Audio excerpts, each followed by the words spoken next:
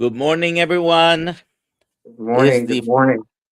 It's the 4th of February, 6 a.m. And we are here. Thank you for being here. Please let us know where you're watching from. I'm in Central Florida. Joe, where are you coming from today? I am currently in Port Dover, Ontario, Canada. So I'm just outside of Toronto, just an hour south of Toronto.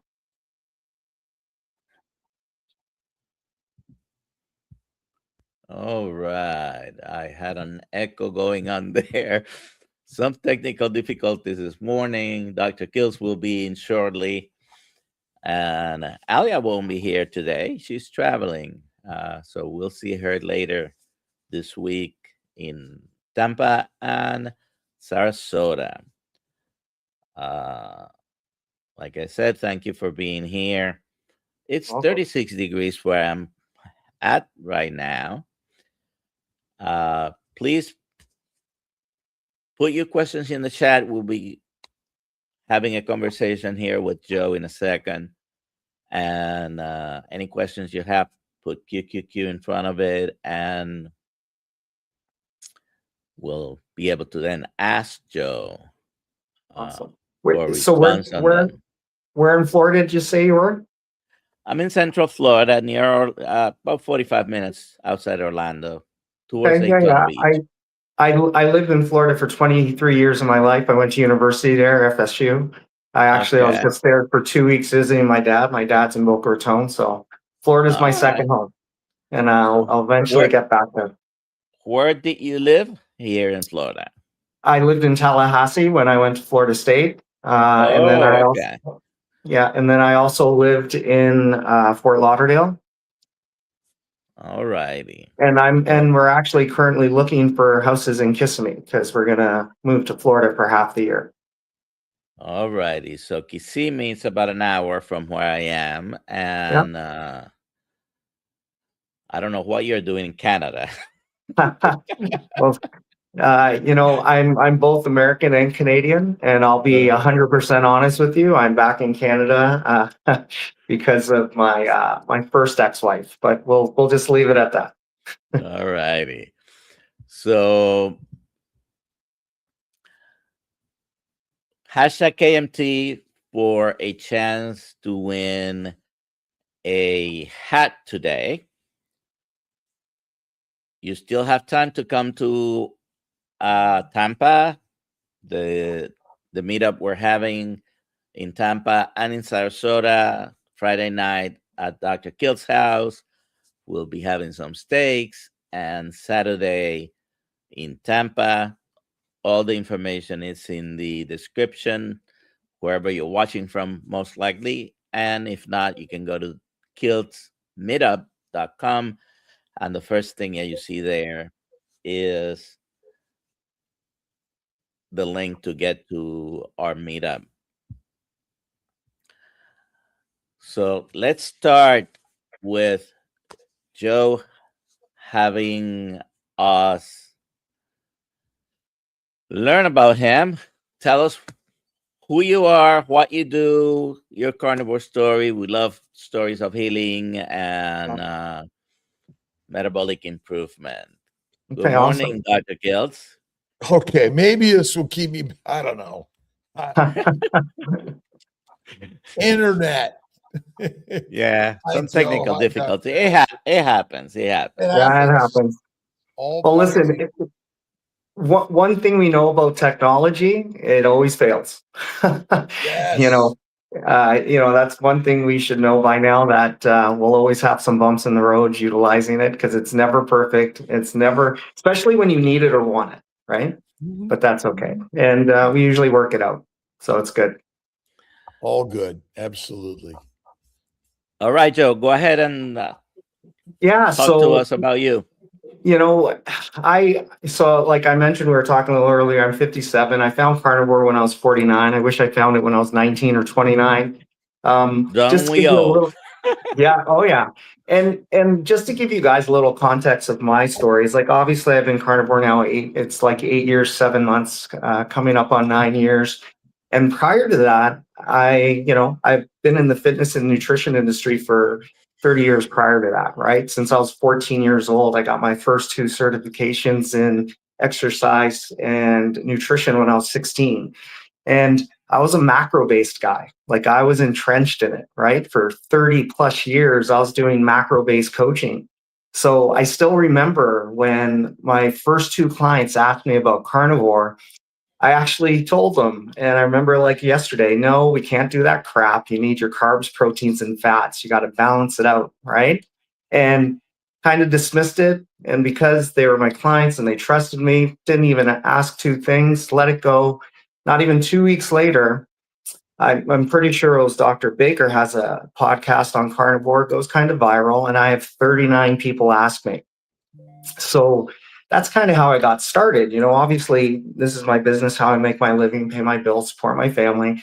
When 40 people ask you, can I get a nutrition plan based on carnivore? I'm like, okay. And the ironic thing too is I knew about carnivore, but we didn't call it carnivore. We called it the no carb diet, right? And we utilized aspects of a no carb diet for competition clients. We'd get them super lean a couple of months prior to a show and then incorporate carbs to fill them up on stage, right?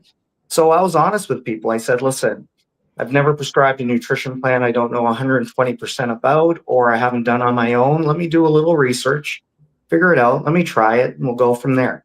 And that's basically what I did. And that's how I got started. And, I can tell you almost a decade ago, doing research on carnivore as a lifestyle was excruciating. There was very little, right? I ended up finding some groups on Facebook. I ended up finding 1 or 2 books. I dove in, did a month worth of research, figured out how I was going to do it. And I told my carnivore queen, I call her Jamie, my partner in crime, my better half. I told her 22 days in doing carnivore, I'm never going to eat a carb again in my life, right? Like, just the simple fact in that 22 days, what was transpiring just, in my body. And I tell people it changes you, right? It changes you physically, mentally, emotionally, spiritually. It's crazy, right? And, one of the big things for me that kind of was a little epiphany in that 22 days is that was the first time in my adult life that I wasn't hungry and I wasn't thinking of food, right? And I couldn't really grasp that. I didn't have an understanding of that, right? Because, I lived a classic bodybuilding lifestyle, where I would do a cut in the summer. A cut for me was around 3,800 calories, right? And I'd stay around 200 pounds, 210 pounds. And then for 8 months of the year, I would do a bulk, which is really just a nice term for saying, let's eat whatever we want and an indulgence and let's get fat, and I would eat around 6,000 calories, and I'd gain massive amounts of weight. But whether I was in a cut, whether I was in a bulk, I was always hungry, always craved. My appetite was crazy. I had a hard time staying on my plan. And that was one of the biggest things that, I tell people, when you go through this journey, you'll have epiphanies all the time. And that was my first real epiphany is, I'm not hungry. This is crazy, because prior to me doing full-time online coaching now, I was in the fitness industry. I was running multiple clubs. We used to have these crazy days. We'd work 8 a.m. till 10 at night on a Wednesday. And I just remember I ate my first meal at 8, and it was around 8 p.m. and I wasn't hungry. I didn't eat. I wasn't moody because, my staff used to say they liked Carnivore Joe better than, Macro Joe, because Carnivore Joe was happy all the time. Macro Joe was always miserable and angry because if I wasn't eating basically every 2-3 hours, I'd get moody, I'd get angry, and it's just my body addicted to carbs and sugar and wanting it. So yeah, that's kind of how I started. And then I started posting about, kind of the journey and starting that and all the different things that were happening.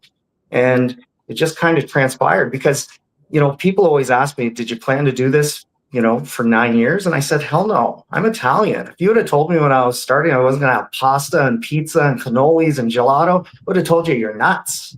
Right. And, 30 days basically turned into 3 months, turned into a year, and we're like 9 years later.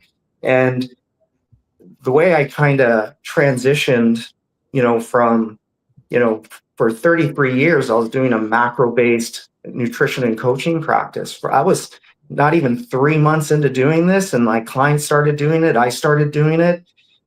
I transitioned everything. Everything I thought about nutrition, I just threw out the window, right? And I transitioned my practice from macros to carnivore. And, like the other aspects too were just the health things, right? Like my entire adult life, I suffered with digestional issues, IBS, constipation, right? To name a few. And I did everything, fiber, probiotics, natural remedies, herbal teas, supplements, nothing works. I'm like 3 weeks into doing carnivore, eliminating, fruits, vegetables, all the healthy stuff that we're told. And, no more IBS, no more constipation, no more bloating. I'm like, you're kidding me.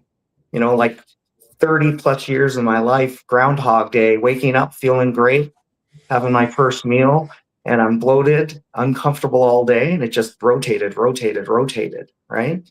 So that was the first thing I noticed was, wow, like my digestive health got better. This is crazy. Within the month, my energy was through the roof, right? It's funny when you get into these rhythms, you have tunnel vision. You don't really think of, kind of really, how your life is and what's going on. You think I exercise every day, I'm eating fruits and vegetables, I'm, balancing, I'm eating in moderation, it's healthy, right? But what I realized is I was literally living on stimulants. I was living on caffeine, energy drinks, pre-workouts just to get throughout my days, right? It's funny, people, constantly being in a ketogenic lifestyle, and I'm a carnivore, like just meats and fats. You deal with, the fiber thing, the cholesterol thing, you deal with the carb thing. Like I get guys telling me all day, well, you need carbohydrates for energy. Meanwhile, they're sitting there with a triple extra large coffee and an energy drink in their workout.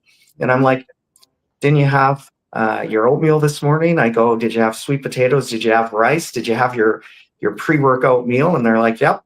And I go, but why don't for 30 days try to go without a stimulant if you're getting all this great energy from carbs, right? And they look at you like you're crazy, right? Because I require this. And I go, well, if your carbohydrates were such a great energy source, why do you need all these other things? And I realized that was another epiphany. I was literally living on stimulants. Couldn't get to Wednesday without double fisting energy drinks just to get throughout my days. Where, if you look at today, like I get up at 3:45 a.m. I go to bed around 11 or 12. I'm in maintenance. I eat 2 meals over 6 hours. My first meal is 1. And I function like a superhuman, right? No caffeine, no energy drinks, no pre-workouts, no stimulants. I do a double shot of decaf espresso, 1/4 cup heavy cream, 3 twists of salt. It's kind of my, little treat because all I drink is water and salt.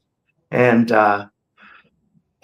yeah, like just that's kind of how it all started for me. And basically it just kind of expanded. And the things too that I realized working with individuals is that, when people did macro-based diets, you're in a deficit. Did you lose a little? Sure. Did you feel a little better? Sure. But did you ever really get healthy? Did you ever really heal your body? And the answer is no, right? I could tell you over 33 years, over 12,000 individual clients, and knowing, 4 times that amount working in facilities, you never hear of people reversing ailments. You never hear of them basically getting off medications. That is literally a daily, weekly, monthly thing in these lifestyles, right? Like it's just nuts that, people start getting into a carnivore lifestyle and all of a sudden, high blood pressure disappears off of medication, high cholesterol disappears off of medication, type 2 diabetes disappears off of medication, fatty liver reversed, kidney disease reversed, anxiety, depression reversed, menopausal symptoms reversed. Like I never seen that, right? And it is just incredible how, we really don't think how food applies stress on our body and affects our body in a negative way. We like to blame everything else. We like to blame genetics. We like to blame environment. We like to blame stress, right? But the reality is what we're eating affects us the most, what we're eating, what we're drinking. And, we really have gone away from that, right? And that's kind of the thing I really took about it is we've kind of lost our way as humanity when it comes to how we should be eating and how we should be basically supporting our body through food first. And we're trying to do all these other things. And it's been a whirlwind. And like you talk about a 360, it's been a 720, right? Like it's just incredible. And the thing I realized too is there's such a need out there, right? Like if you would have told me 2 years ago, when I started doing this full time, that I'd be working 40, 50 hours a week doing nutritional coaching, I would have told you there's no way. But there's such a need out there because people are really tired of doing the same thing and getting no results. And, it's funny. I tell people all the time, listen, we're doing everything they're telling us. And, like, what did they tell us, since the 1970s? Meats, fats, salt, sun, it's all bad for you, right? Mm-hmm. And, they started telling us that, and they said, eat more often, basically more grains, more wheat. And we're doing everything they're telling us. And we've never been fatter. We've never been more unhealthy. We've never been on more meds, right? And it's like, you think in, 2026, with the science we have, the technology we have, the smart people we have, we should literally be the opposite. We should be the healthiest we've ever been, right? But we're not, right? And it's because what we're told is literally the opposite of what we should be doing. And I truly believe that now, and, I'm kind of known as a thumper, the carnivore police, the carnivore Karen, because I stand on my soapbox. But, I tell people all the time, when you learn the truth, you have to deal with the consequences. And the consequences is when you realize that, everything you were trying to teach people and you're trying to work with them and you thought you were doing it right, you're not. Well, you have to make people know that, right? And that's basically kind of where I'm at now in my position, is that I think it's, the proper way humans should eat is basically meat and fat dominant. It basically supports your body the best when it comes to composition. It supports your hormonals the best when it comes to the body responding based on what you're consuming. And you literally thrive. You just don't survive. And that's basically what's happening, is people are just surviving, right? And we should be thriving, right? And we just basically take, I can remember growing up and, my mom saying, I'm Italian, so we have Italian broccoli. It's called rapini, right? And, the classic, dish, rapini, some olive oil, some garlic, and, my mom would tell you, oh, listen, you're going to eat the rapini, you're going to get a little bloated, have some gas. That's just normal, right? We normalize things that aren't normal. That's not normal. That's your body basically saying, hey, dummy, you're hurting me. Stop. Right? But we basically normalize all these things, right? This is healthy. This is normal. And it's not. And that's kind of where I'm at now, is just trying to educate, inspire, empower people to understand this is not normal. And this actually is normal. And this is how we should be feeling. We should be functioning. Like, it's crazy, And it's funny, I used to watch the videos of people talking about how they feel like $1 million, how they feel like superhumans, they have this abundance of energy. And you don't really realize what that is until you actually get to this lifestyle and you actually start experiencing it, right? And it's crazy that it is regular and it is common. Within the first, 4 to 8 to 12 weeks, what happens? People recognize my energy is fantastic. I'm sleeping so much better. And my gut, right? My digestive system is so much better. And, outside of blood work, what are 3 great markers of health we usually look for? Energy, sleep, and gut. Right. And it's amazing how that is like 99% of all individuals when they're transitioning from macro-based lifestyles to basically carnivore. It kind of naturally happens. Right. And that's when, even when people are winging it, when people have no clue and they just decide, I'm going to try it. I'm just going to, dump all my carbs, start drinking some more water, eating proteins and fats. Half of those people realize within weeks, wow, this is fantastic. Right. So yeah, that's kind of me in a nutshell. I was basically just encroached in like the classic macro-based lifestyle. And now, yeah, it's funny. I, being Italian, use my hands. I talk a lot.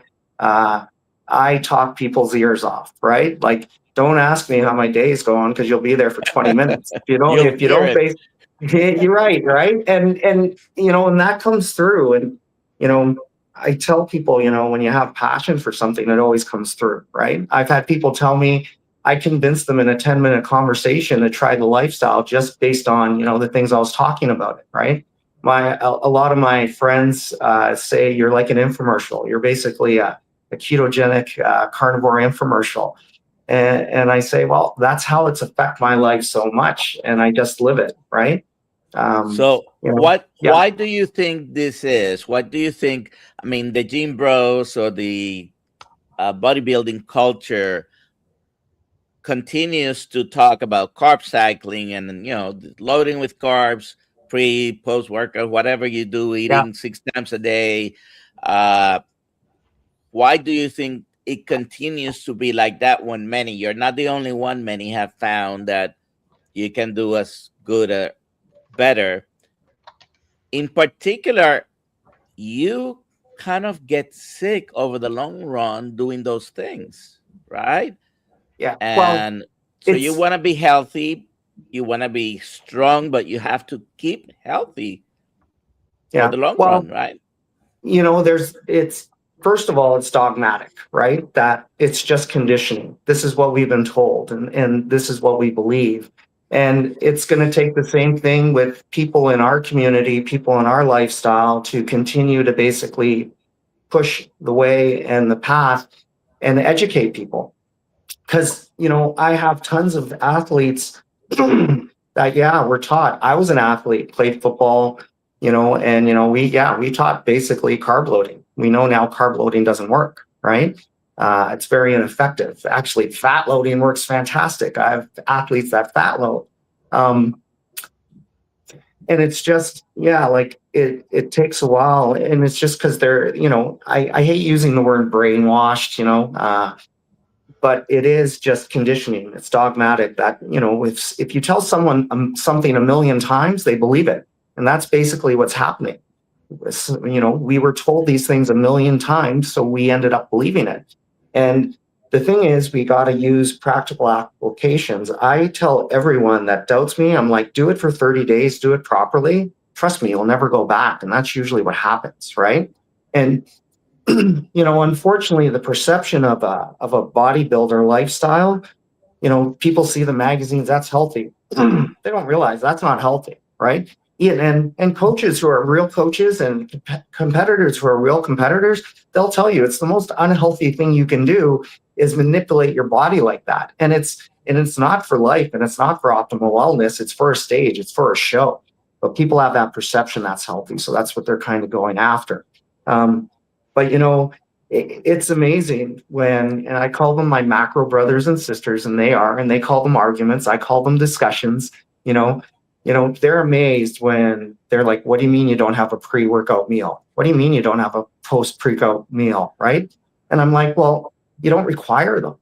I go, you know, like some of the biggest fallacies out there are, you know, by the food companies and by the supplement companies, like, do you need 30 grams of protein right after you work out or else you're not going to have gains? You know, that's what they tell you. Well, that's fallacy. That's a falsehood. That's a lie. As long as you're getting enough protein within a 24-hour to 48-hour period of your body recovering, guess what? You're getting the exact same thing. Individuals on our lifestyle do exceptionally well, especially if you work out. You can always tell people who work out and do carnivore because they're usually very lean, they're very muscular. And the reason being they look even better now is because they're getting an efficient and effective amount of protein, where before it was always inefficient, right? You know, if you take the average person who's only eating 30% of their intake from protein, you know, that's nothing, right? When you go to our lifestyle, you're getting 100% of your intake from protein. So you're already at not an inefficient amount, you're at an efficient amount, right?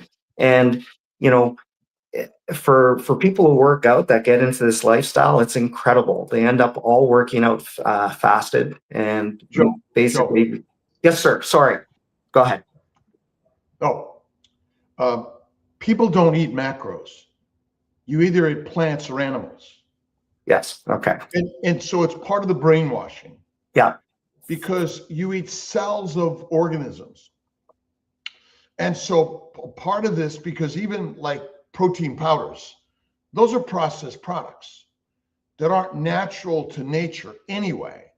And a protein-centered diet is protein poisoning. And I'm just wondering if that's part of the, again, the story, the mantras of you need protein, but you said it, fat. So in actuality, the carnivore diet. What do you think about the fat loading he mentioned, Dr. Kiltz? Well, because adipose tissue is what we are meant to eat, not lean meat anyway.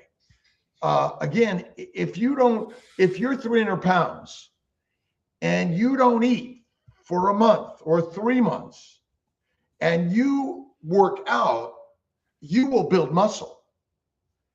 So I maybe even in the world of bodybuilding, we don't even need to work out technically. You just need to move. Yeah, physical movement, absolutely. And I'm just curious on what your thoughts are that, in fact, going to the gym isn't even required to be healthy. Oh, it's not. And it's funny. I have videos on that and people lose their mind, right? Because the thought process is, because the fitness and nutrition industry has lied for decades, it's 50-50. If you want to lose weight, you have to exercise. You have to basically eat better. And the ironic thing is, when you get educated and you learn about your TDEE, your total daily energy expenditure, when you're in a macro-based lifestyle and you want to be in that deficit, ironically enough, your exercise component, it's EAT, exercise activity thermogenic, is only responsible for 5%. If you want a definition of insanity, work out to lose weight. We know it doesn't work, but people think it does. And I tell people this all the time. You do not do physical activity, whether it's a workout, to basically lose weight. You do it to keep your body strong. But you can do that by walking. You can do that by gardening, right? The perception is you have to work out and you don't. I tell people all the time, because I get people messaging me, I'm not able to work out yet, so I'm not going to start carnivore until I work out. And I'm like, well, working out is not a requirement. I go, you breathing is a requirement, right? I have clients that are bedridden, right? In wheelchairs, in bed, they don't move. And guess what? They're losing weight because it's nutrition. You have to prioritize that. I tell people all the time, 70% of my carnivore clients do not work out, don't even get their steps in, which I promote because I want them to basically have a healthy heart. And 30% go to the gym. My 70% that aren't going to the gym are getting better body compositional results than the ones going to the gym, right? So we have a question from Dr. Kiltz. Joe, is carnivore for all humans? 1,000%. I haven't met an individual that hasn't thrived in the lifestyle. I've met individuals that had problems transitioning, and that's because their body had issues, because digestively they're broken, hormonally, metabolically they're broken. But I've never met a person that hasn't thrived in the lifestyle, and it doesn't work for. And that's because, what's really funny? If you take a nutrition course, Nutrition 101, what is the first things they teach you? Macronutrients. Carbs are non-essential. Proteins and fats are essential. And it is crazy how many people tell you need carbohydrates. You don't require proteins and fats. And I go, these aren't, with science, we have what we call scientific absolutes. And then we have conjecture, like theory. I go, these aren't theory. These are scientific absolutes. A carbohydrate's a non-essential macronutrient. Your body doesn't require a gram. Well, I'm going to differ with that comment. Okay. The glycocalyx is the sugar layer that actually is the most important layer of every cell of the human body. So what we're saying is plants are not required for the human diet, but sugars are actually in every bite of meat you eat, every bite of plants you eat, but plants come with poisons where meat does not. And so when we use the word carbohydrate, we're talking about sugars, right? Technically, yes. And sugars form the glycocalyx. Without a glycocalyx, which is actually probably the biggest cause of disease, we're dead. And so the sugars, there are 9 of them in the human body. Without them, we're dead. But that's the part when we use the word carbohydrate, what we're really saying is plants. Wouldn't you agree? Well, yeah. And I absolutely. And that's actually a great way to explain it. The thing is, when people think of carbohydrates, they don't think that way, right? So that's why I kind of just preferences that because, but yeah, absolutely. 1000%.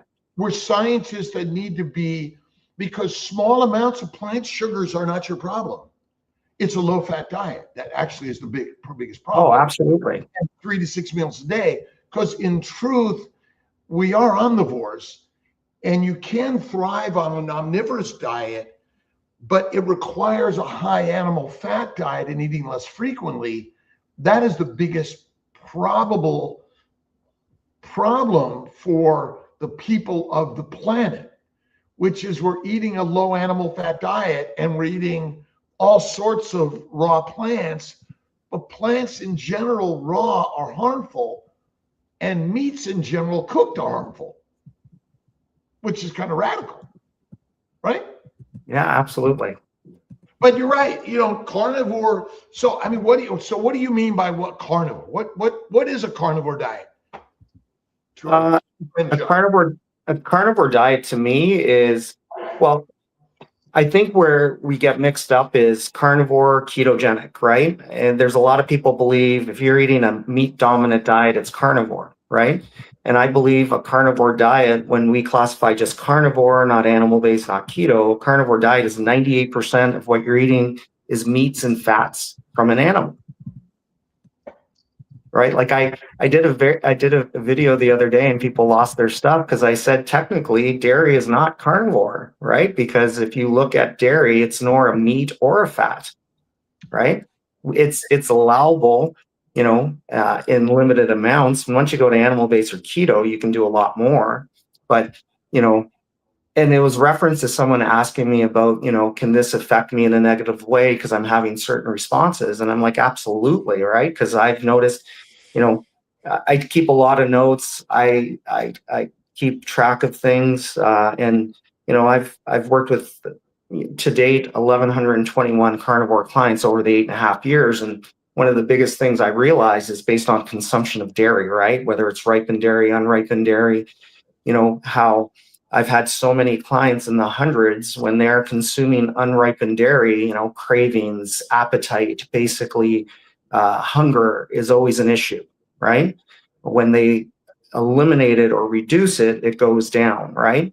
And then some people stall out, and as soon as we eliminate dairy, they progress a little better, right? No other animal tries to be skinny. It's like dumb. Yeah. It's like the biggest, dumbest thing. And this is our problem. You try to do the thing and your body is like, are you dumb? Like there's a famine coming. It's coming. Look at the world that we live in. Oh, and absolutely. Skinny is deadly. But you're right. Milk is for babies. I mean, isn't that one of our biggest problems? It is, if we look at, what transpires the first year, the reason why the baby feeds baby animal and milk and the casomorphines is to increase their appetite to get them hungry so they fatten up. Well, guess what? We get those same responses as humans, right? And the reality is, the only time we really need milk when we're babies is that first year when we're born. Outside of that, we really don't need it. Well, my bet is, you're probably breastfeeding for 2 to 3 years in most evolution, but you're right. It is our biggest problem. What has been the biggest hurdle you think for most of your clients in transitioning from a scandivore to a carnivore? Really, actually, the biggest hurdle for people is worrying about what other people think, right? That's the number one hurdle. I tell people, people always ask me, what are your top 5 tips? And I go, well, my number 1 tip is when you want to do this, don't literally give 2 iotas what other people think of you doing it, right? because if you're worrying more about them and not about you, you're going to have issues going through it because you're going to be defensive, right? I tell people, when you do, because I prefer people doing 90 days. I think 90 days is perfect because a lot of people do 30 and they don't see or feel, what they need to.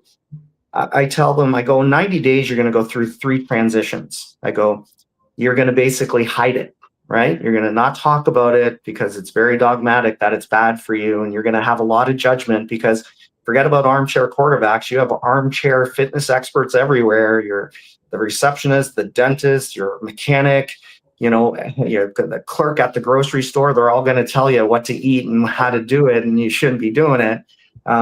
I said, so you go through that first transition where you kind of hide it. And then what happens? You're 4-6 weeks in, you're feeling like $1 million, great things are happening, and then you start talking about it and you get defensive.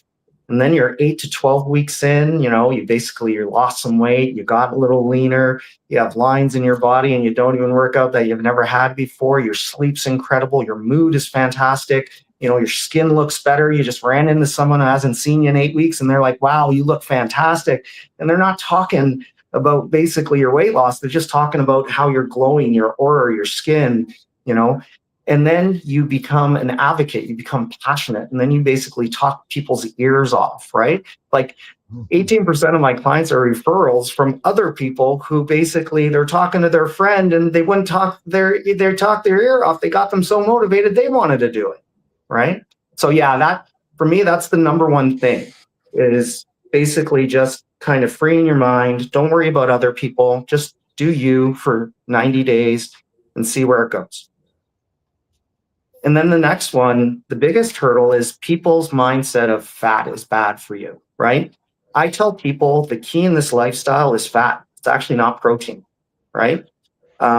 So you really got to get over the fact that you're going to consume a lot of fat. And guess what? You're going to feel like $1 million. And if you have health issues, it's going to heal you. And, if you have so that's kind of the hardest part. People have a real hard time just because, it's been inbred, low fat, low fat, low fat, low fat.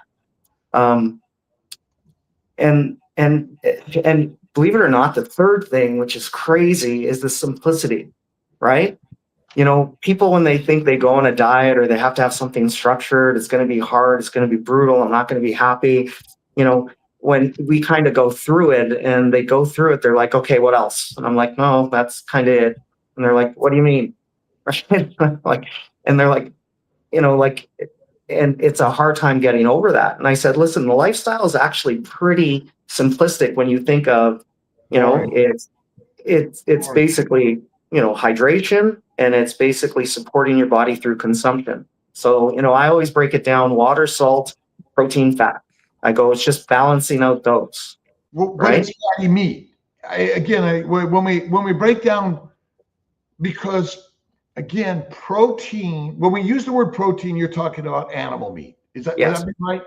Right. So, and we talk about fat, you talk about the white stuff on the animal, basically.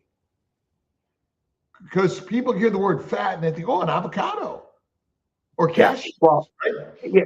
My reference 100% is always based on meats and fats, the animal, never fruits and vegetables.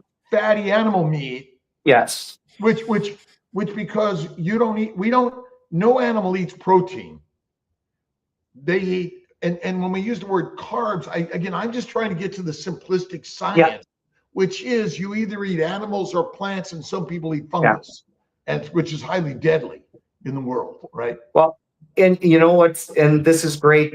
So it's dogmatic to me. I should actually start looking at it that way, and I'm going to, because I'll say carbs, I'll say protein, I'll say fat, right? And that's because that's the way I've been taught to look at it, and that's the way everyone looks at it. So we should look at it at different ways. But absolutely, well, right? Because I hear. Okay, go ahead. Sorry, Joe. Yeah, and you're right. It's fatty meat, right? And it's like I get crapped on because I'll see someone in Carnivore doing chicken breasts, and I'm like, we don't do chicken breasts. It's not a fatty meat, right? And if you do it, you got to add your fats, right? And people are all over me, right? But is butter really a healthy fat? in all honesty, my opinion, no.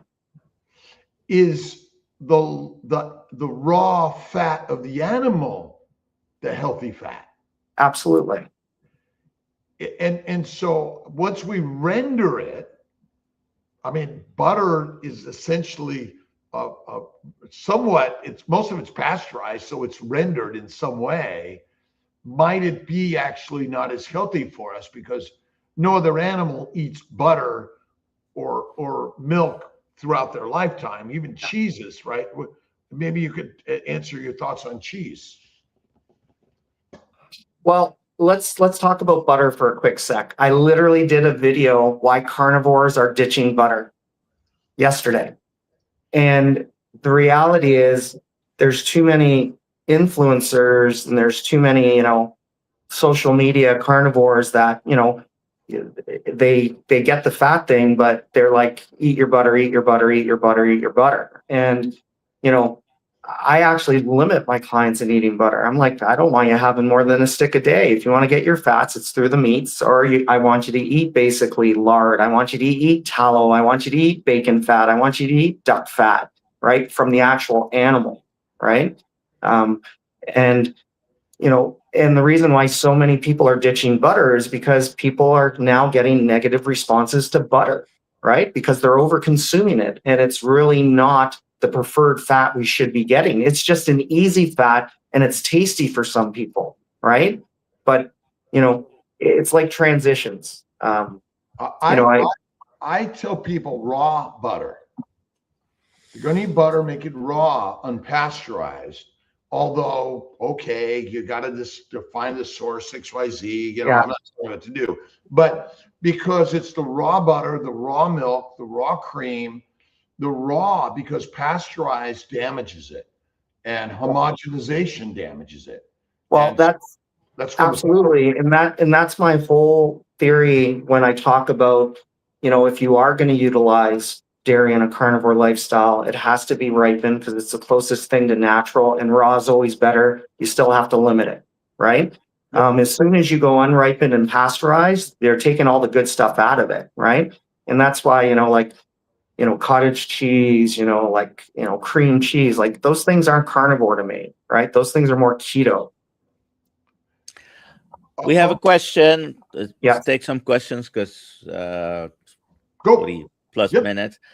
Chuck has a question. Besides switching to carnivore, do you coach your clients to drink water the way we were taught before, half your body weight in ounces, or do you coach them to do something different, like drink when you're thirsty, don't drink if you're not thirsty?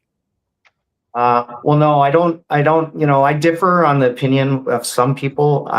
To me, if you wait to drink until you're thirsty, it just means you haven't drank enough and your body's asking you for something.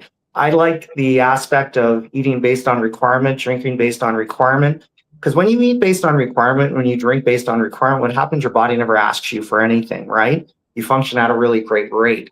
And obviously, there's no such thing as perfection, it's consistency, and there'll be always differences based on expenditure. Like, if you sit at home at a desk all day, like I do, 6 to 12 hours a day, basically doing, coaching, but then if I went outside and I, built a deck, in 90 degrees for 8 hours, there's going to be a difference, right? My body's going to ask me for more. I do, I look at basically thresholds when it comes to drinking. Like I look at a person's body weight. I try to intake their activity levels, and then I will give them a baseline of kind of where they should be, if they're, American ounces, if they're Europe Canadian, I'll do it in liters. But yeah, I do go over with my clients, I do go over water consumption, go over salt consumption.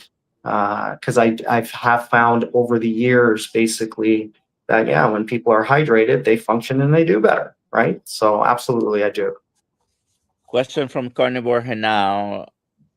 Hope I'm pronouncing that correctly. Joe, what is your opinion on creatine and how many grams should we be taking a day? Well, in all honesty, if you're carnivoring properly, you get in 20 ounces of basically a ruminant meat, you get around 3 or 4 grams, right? So we get creatine naturally. I'm not opposed to it if people want to take it. My clients take no supplements. I don't take any supplements. We get everything we need through meats and fats. Transitioning, if a person has some deficiencies, you can utilize some supplements to transition, but my goal is to get a person to their health is good enough that basically their body just lives off meats and fats and they thrive. And I've been able to do that. If a person wants to take creatine, the classic 10 grams a day, but once again, I'm not big on supplements anymore. And, ironically enough, in my prior life as a macro-based coach, I have 36 certs, nutrition, exercise, supplementations, blood work. And I used to, as a macro-based coach, I used to have a service, $279. You send me your blood work. I assess your blood work based on your panels and your blood work. I tell you what supplements to take. It's funny how I don't have to do that with carnivore, right? People carnivoring properly and you're consistent, your body balances out, right? And you basically, you don't require anything.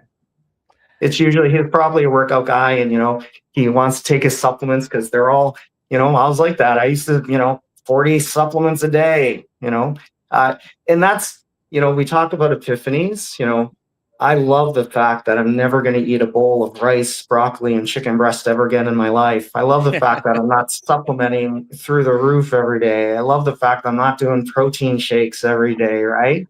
Hyper supplementation can be as bad as polypharmacy prescriptions from your doctor. You take too many of them together, they can both have adverse effects and absolutely. And most supplements are crap. The bioavailability's crap. The absorption rates are crap. It's a $1 billion industry based on fear mongering. You're not getting nutrients, you have to take it, right? When I was a macro-based coach, I said, unless you have a deficiency, we're not taking it, right? Why are you going to take something if you don't have a deficiency, right? If your body's very efficient in something and you overtake it, is there a benefit to that? No. And why spend the money? Dave on the record asks, how many meals do you eat a day? I've been strict carnivore 6 months, work out, etc., and gained 15 pounds. Am I eating too much at 3 meals a day, most days, even though carnivore? Looked leaner before. Well, if you look leaner before and you're bigger now, we would obviously say you're eating too much, obviously, if you're gaining weight, right? That's a pretty open-ended question, and I would always say I need a lot more info. Like, people always ask me, hey, coach, how many times you eat? And I'm like, well, I know why you're asking me that, because you want to do the same thing I'm doing, but I eat based for me, right? Like, I'm in maintenance. When I started my carnivore journey, and I've been very transparent with it. I was going through a bad separation, bad divorce. I was eating my sadness, anger, and all my feelings through ice cream, pizza, and pasta. And I literally, in 3.5 months, went from 208 pounds to 244 pounds, right? And then I did carnivore and I basically lost 64 pounds of fat. I gained 12 pounds of muscle. I leaned out. And I basically, for my first 3 years of carnivore, I was eating 3 meals over 9 hours, right? And felt good, felt great. There was a couple times I tried to go down to 2, but I noticed my energy wasn't as good, my mood wasn't as good, my sleep wasn't good, my digestional health wasn't good. So I went back to 3, and I noticed I was functioning at that rate. I eventually went down to 2, and then I figured out the reason why I wasn't doing as well with the 2 is because I still wasn't eating enough my body required within that 2. So I just kind of modified it. So I'm at 2 over 6 hours right now. So I basically eat in a 6-hour window, and then I'm basically in a fasted state for 18. So that's what I do. The majority of my clients, we start at 3 over an 8 to 10 hour window, and I like them being in a fasted window, at least 14 to 16 hours. I like them to, get into, the body thrives with consistency. It really doesn't like inconsistency, right? And I do believe there's stages, right? People will get to certain stages. You can get to the point where you can eat based on hunger, but a lot of people have to get to that stage, right? It's one of the things, like I have, because there's nothing that's kind of finite, right? Like, with macro-based, I'll be honest, I tell people all the time, I made a lot more money in macro-based coaching because it was just plug and play, because it was based on calories, right? Calories literally mean nothing, right? Like people ask me all the time, how do you, how many calories I should be eating? I go, I have no clue. I've done over 1,100 carnivore nutrition plans. I haven't counted a calorie yet, right? I can do it after the fact because numbers are numbers, right? If I know how much protein you're eating, how much fat you're eating, I can just times by 9, times by 4, right? But like, it means nothing. Like, I have people tell me, oh, you guys are only losing weight in carnivore because you're in a deficit. And I go, well, that's funny, because when I do the numbers, 90% of my clients, if you look at the calorie number, they're in a surplus of calories, but they're not in a surplus of energy from fat. And that's why when someone tells me that argument, I always bring this example. Oreo cookies are about 53 calories, eggs about 70 to 75 calories per egg. Therefore, Oreo cookies are healthier, right? Yeah. Well, and that's the problem. The perception of healthy is low calories, low fat, right? Yeah. And that's what media's done. That's what the food companies have done. That's what the pharmaceutical companies have done. They've convinced people low calories, low fat is healthy. But no right? other animal works to be skinny. Our work to be skinny is unnatural. Absolutely. Because the availability of food in our ancient environment was much harder. And so we've made up a complex story, but basically seasonally, you got fat, you got skinny. Environmentally, migration, hibernation, all the things that all our animals deal with. And hunting and killing an animal to eat it ain't easy. And so again, it's a complicated story. It's really simple. Love the body you're in, eat fatty meat, and go to work every day. Well, I love you just said that. Love the body you're in, because that's one of the biggest issues too, is people's perception of loving their body as a certain look. They're thinking of abs, right? And the reality is everyone in their carnivore journey is going to have a different body. Some people might have abs, some people might not, right? That's not the way it kind of works. Well, everyone has abs. Well, no, I understand.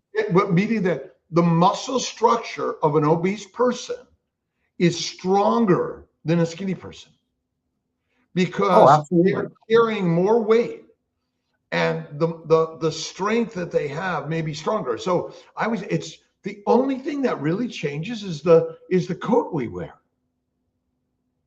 the fat coat. Well, yeah, and I love you even said that, because I don't have any skinny fat carnivore clients.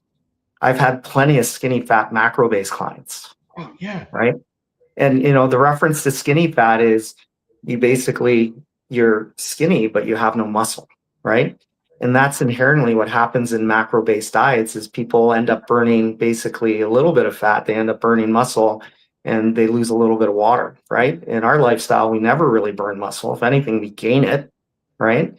And, and I love the water thing, right? Oh, you guys are just losing water. And I'm like, well, no shit, Sherlock. But guess what? Every nutrition plan you do where you reduce carbohydrates, you're going to drop water. We just drop the most amount of water in the shortest period of time because we limit the most amount of carbohydrates, right? So that's not a big deal, right? But your weight doesn't matter. Yeah.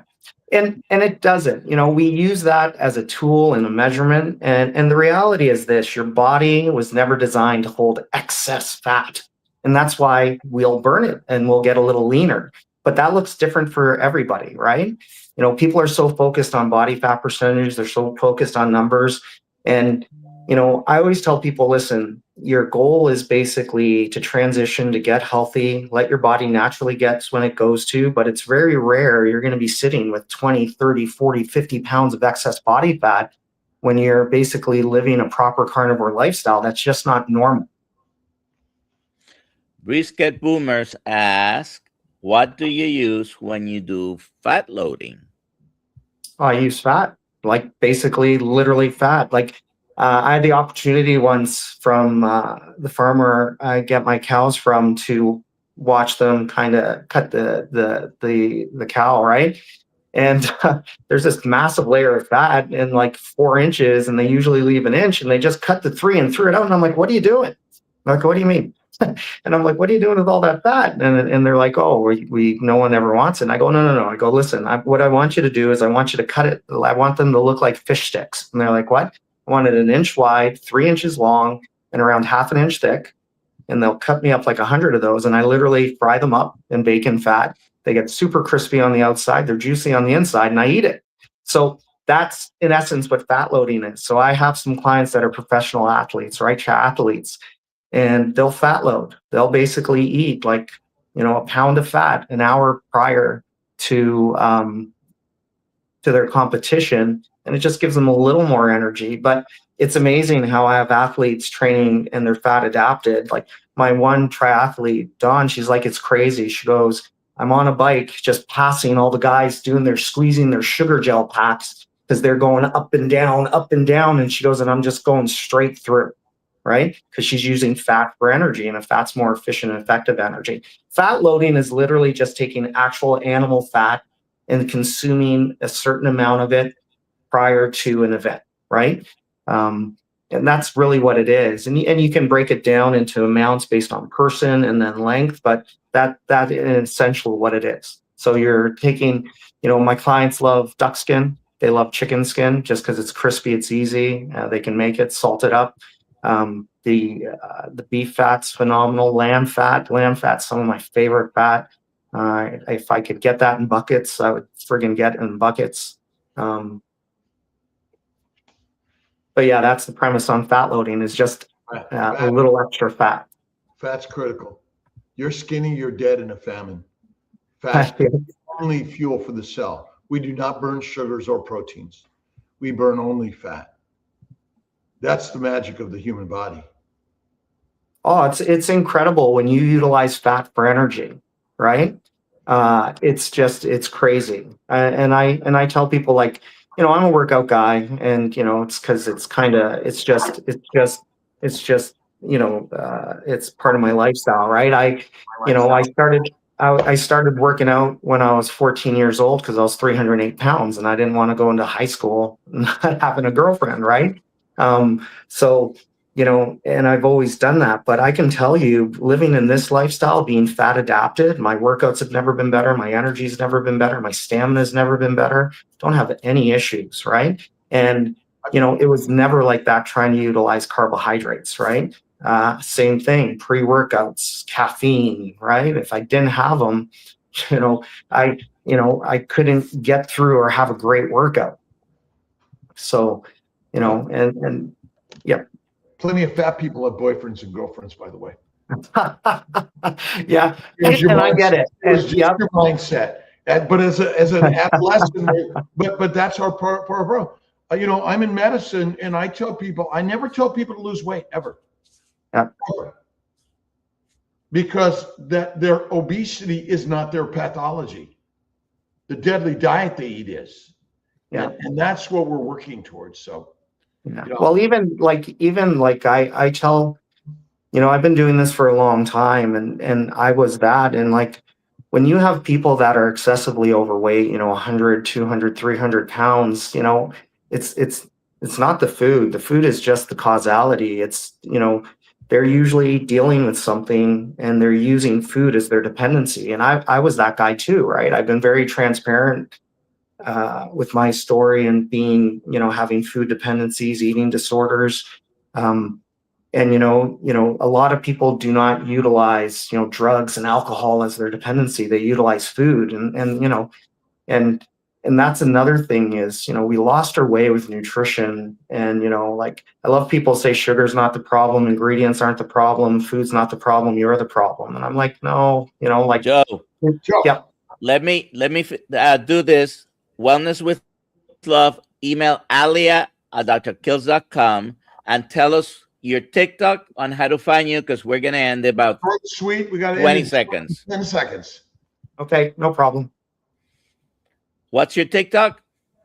Oh, my TikTok's Coach Carnivore Joe. All right. All right. Everybody have a good day. Thank you, guys. Appreciate it. See you tomorrow. Love you, Joe. Bye. Hold on, Joe. Bye-bye. Hold on, Joe.